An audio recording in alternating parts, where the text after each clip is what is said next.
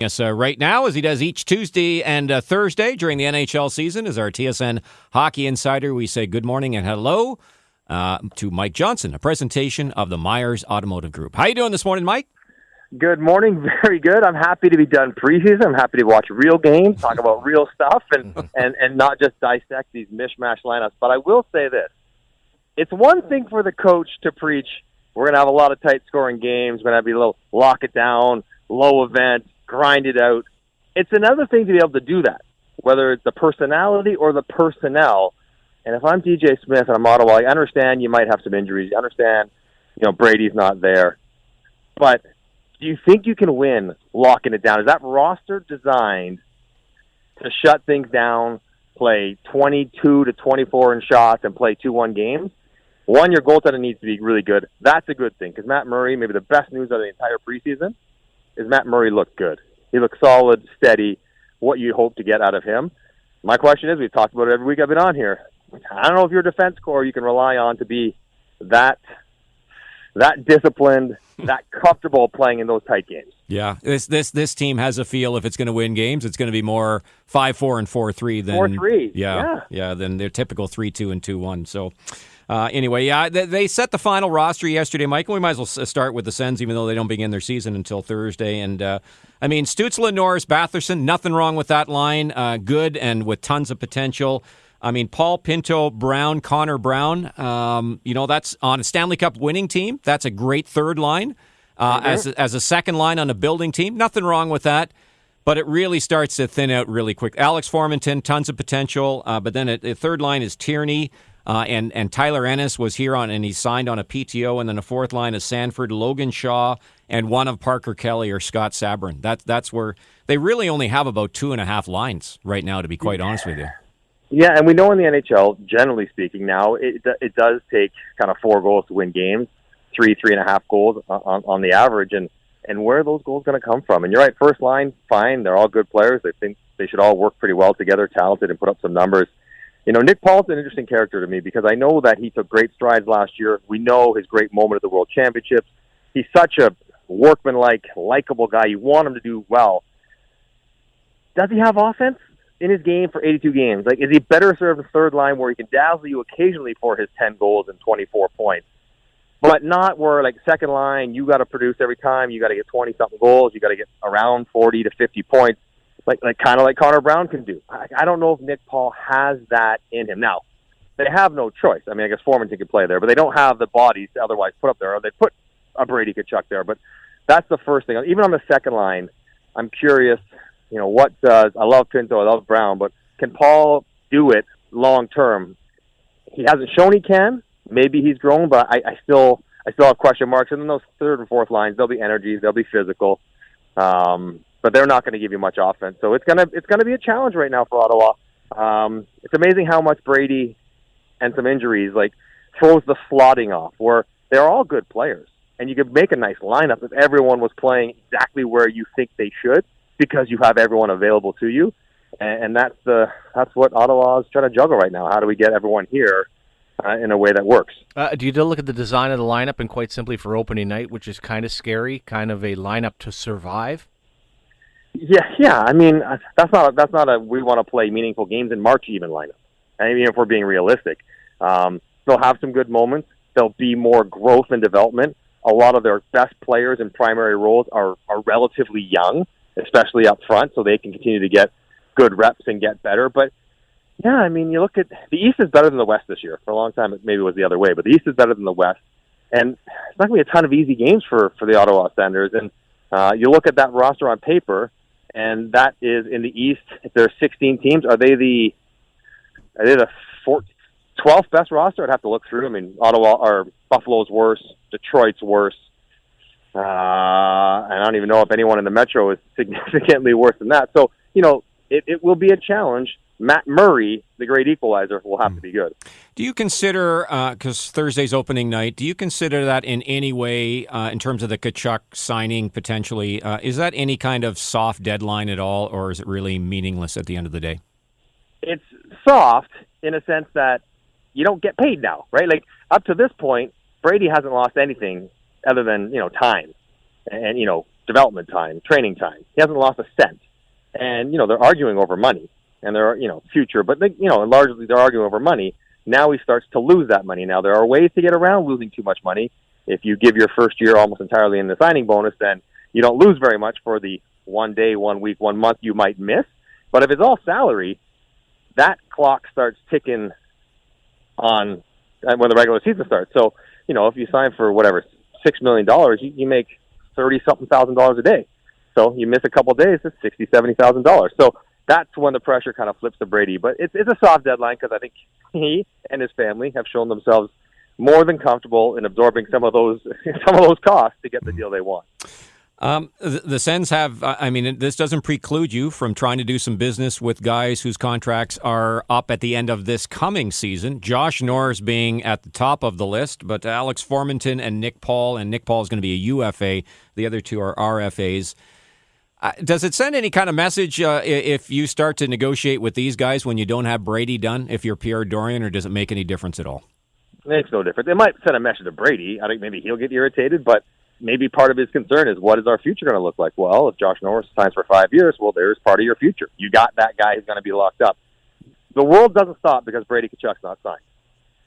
Pierre Dorion's got to keep doing his business, working about his own team, working on the league, who else might be available, and you have to make plans as though Brady's going to get done, but you also have to live life because he's not. And so, no, I don't think he should not explore signing Josh Norris, and I don't think Brady Tkachuk would be particularly irritated by it if he does.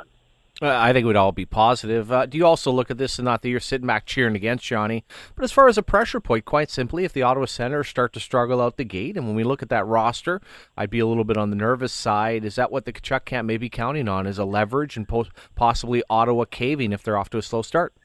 Yes, 100%. 100%. You realize you need them. You realize the fans are going to react poorly to a slow start. Maybe they get irritated at the organization. They get mad at the owner for not signing him, the guy who's going to be the captain, whether it's 3 years or 8 years. And absolutely, you're hoping for that. But I offer you this: what if they get off to a slow start, 2-8 in the first 10 games, and it reinforces the idea that this is not the year they're going to make the playoffs. This is not like they're going to get better, but this is not the year they're pushing through. Does it then buy, maybe not externally in public, does it buy the organization more time internally to say, listen, what's the rush? We actually should be more emboldened in our stance because even when he shows up, we're not going to make it anyway. So let's be firm on this and not bend to the early season losses. I mean, it could go that way as well, not publicly, but maybe internally. All right, let's look at the league at large, Mike, as we get set to kick off the season tonight. Pittsburgh is in Tampa. How hard will it be for the Lightning, in your opinion, to go to do it 3 times in a row, given, it hasn't happened since the early 1980s? Oh, you just said it. That's why it's so hard. The Edmonton Oilers didn't win 3 in a row. It's very, very hard. Salary cap is supposed to even the playing field. And Tampa, unquestionably, one of the Stanley Cup favorites, is worse than last year. That's undeniable. And so they have all their big players there, but that third line that played a pivotal role and really helped Tampa be the better team with what they could offer on the depth front is gone. And Tyler Johnson, who is the kind of a swing fourth line, second line guy. So they're really good, one of the best, because they have so many good players that are still there, but they're not as good as they once were. So even if they were as good as they once were, there's no guarantee you're going to win. Now, they've done it twice in a row, so they deserve full credit for that. I would certainly take the field over Tampa repeating. They're going to make the playoffs. They're going to be a tough out. It's just hard to do, especially when their team has come back to the pack a little bit. Yeah, and less depth along with the Olympics, Johnny. You take the guys out for a beer individually. I'll go Kucherov, Point, Hedman, maybe Vasilevsky.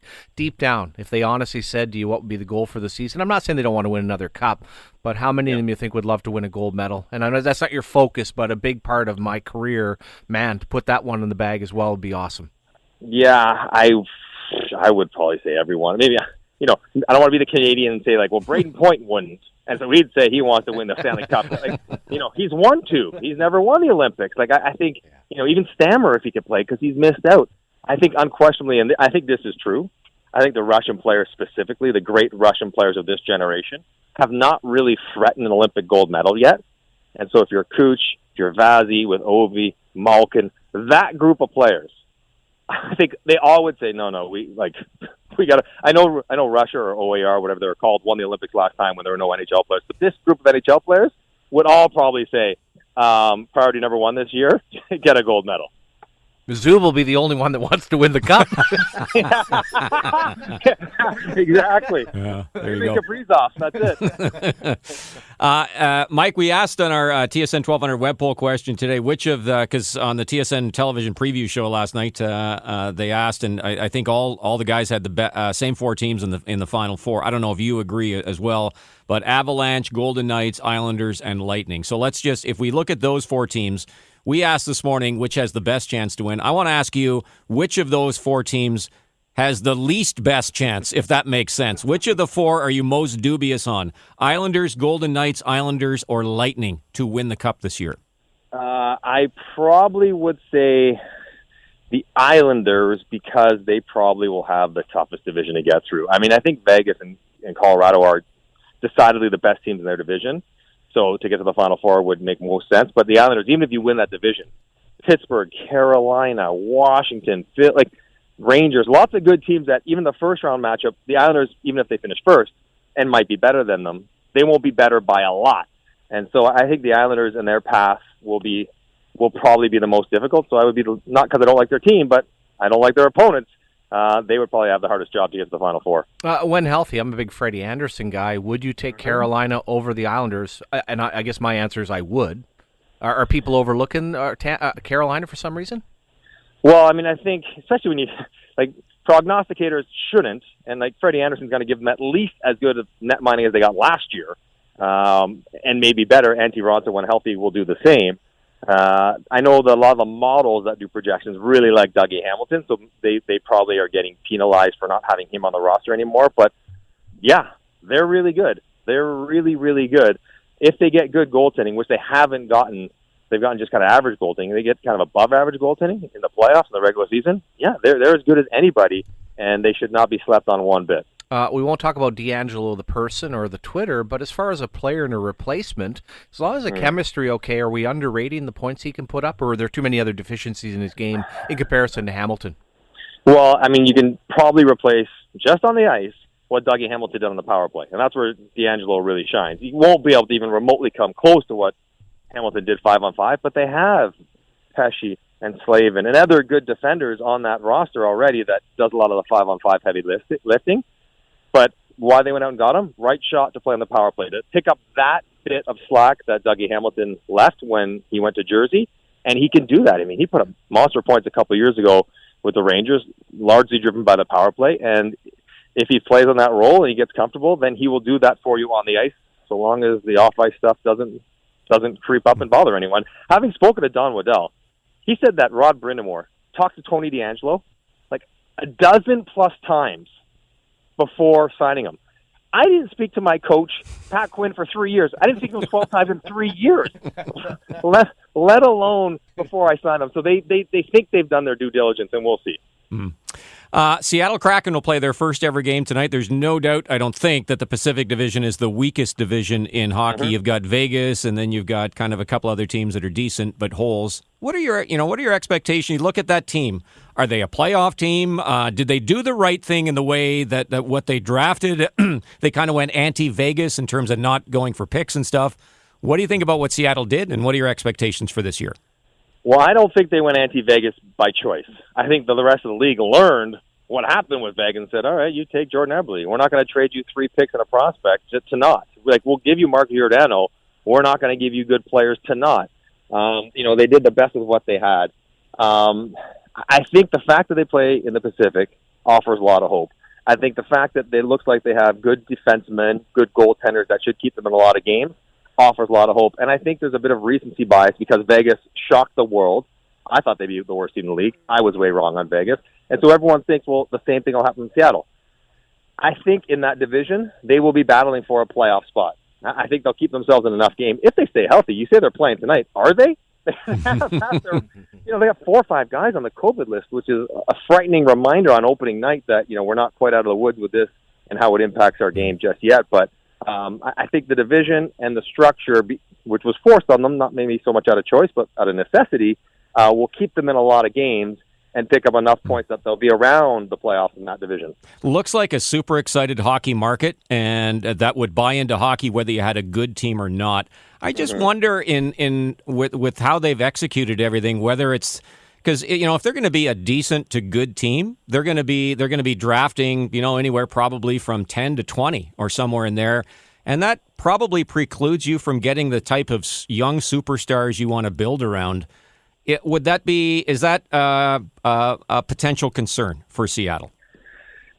Yeah, for sure. You're trying to balance, we want to be competitive right away and give our fans a good show versus long-term, we're better off finishing in the bottom 5. But we don't want to do that. But Vegas changed everything, right? Vegas' success changed everything with how the market and the media and even the players interpret playing on an expansion team. So they'll have to deal with that problem. Maybe they hope they get lucky on the lottery if they pick 10th and get a bit higher than they otherwise would. But most top-end offensive players come to the draft, and it comes to the draft in the top 10 picks. And if they're good enough that they don't have that, and they don't have their cupboard is bare. They have 7 draft picks. They don't have anyone in their organization yet that they can really kind of develop and count on. So they hope to not have that be an issue, or maybe have it be a great issue and pick 24th because they had a fantastic year, and that probably would be okay as well. Combing through the rosters yesterday, Johnny, I'm always kind of fixated on Edmonton for some reason. And I look at the top pairing of Norris, and then all of a sudden Barrie. Then I go to Keith and Ceci. I look at the goaltending. My gosh, can that team, are they built to keep the puck out of their net? I mean, I don't think they can keep outscoring everybody every year, but are you still nervous about the Oilers? Not to make the playoffs, no. I mean, I think that Draisaitl and McDavid will drive them forward, but to be a cup contender, Ceci and Keith will be an interesting pair to watch. We know that analytically they are not darlings of that group of evaluators, and I watched them play a few times together, and you watch the numbers, the shots and the scoring chances when they're on the ice was not favorable to the Edmonton Oilers.